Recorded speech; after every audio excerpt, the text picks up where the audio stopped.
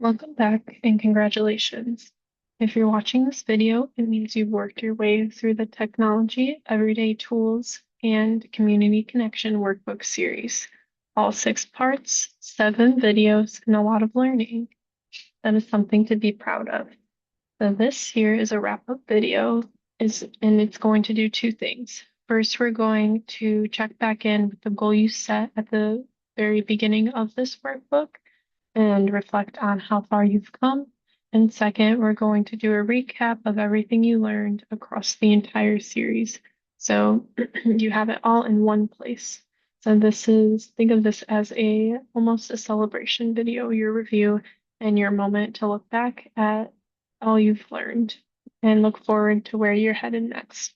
So let's go ahead and get started. So we'll start with a goal check-in and revisit your goal. Way back at the beginning of this workbook or the very first video in the introduction, you took a moment to set a personal goal, an action plan. You were asked, what will I do? How much will I do it? And when will I do it?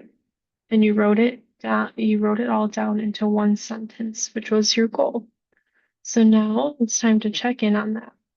You can go back to the beginning of the workbook or the first video and think back to what you wrote, and you can rewrite it down again or just think about it. And then once you have that, we can go ahead and continue.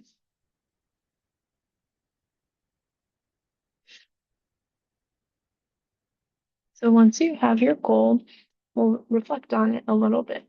Did you achieve your goal? If your answer is yes, that's wonderful.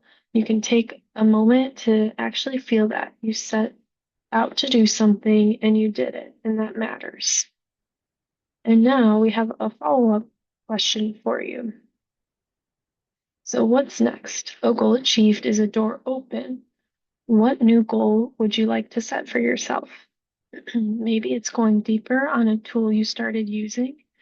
Maybe it's trying something you haven't gotten to yet, a group you want to join. Maybe it's a feature on your phone you haven't explored, or a resource you want to call. You can write down or just think about this new goal that you want to set for yourself now.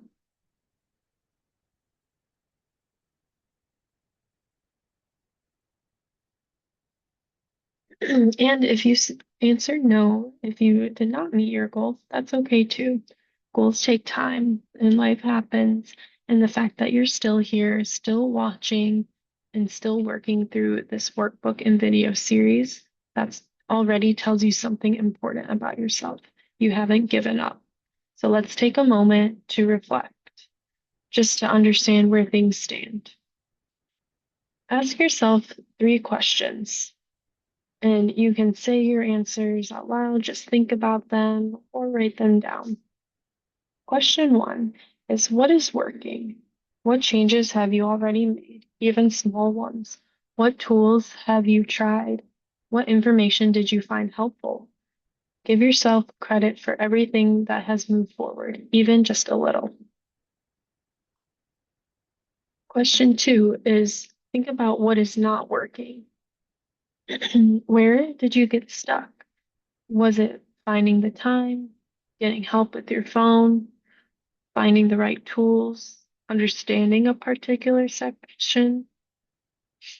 There's no shame in any of these answers, they're just information. And finally, question 3 is, think about, what do I need to reach my goal? Is it more time? Do you need support from another person using a different strategy, or maybe a smaller, more specific first step? Take some time and think through those questions honestly, and then decide on one concrete next step you can take this week. And whether you answered yes or no to meeting your goal, great job continuing to work towards your goal.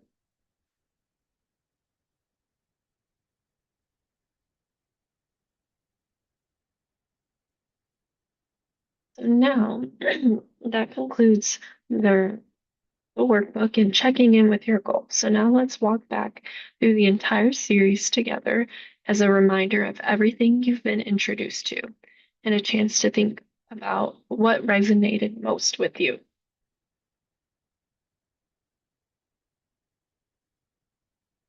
So we'll begin with the introduction or video 1. In this video, you were able to understand a definition of what vision loss is, and maybe you had some other thoughts too on how you would describe vision loss, and also understanding the difference between low vision and then legal blindness. We also explained how vision changes can affect daily life. We introduced the sections and different parts of the workbook and what each one covers. We walked through how to set a personal action plan goal, and then we included some options of websites to learn more if you're interested in exploring eye health or conditions. In part 1, video 2, we explored low-tech supports for everyday living. This defined low-tech assistive technology. We covered common low-tech tools, explored home safety strategies, and provided room-by-room tips for the entry for different rooms in your home. And you completed an activity of making a low-tech change.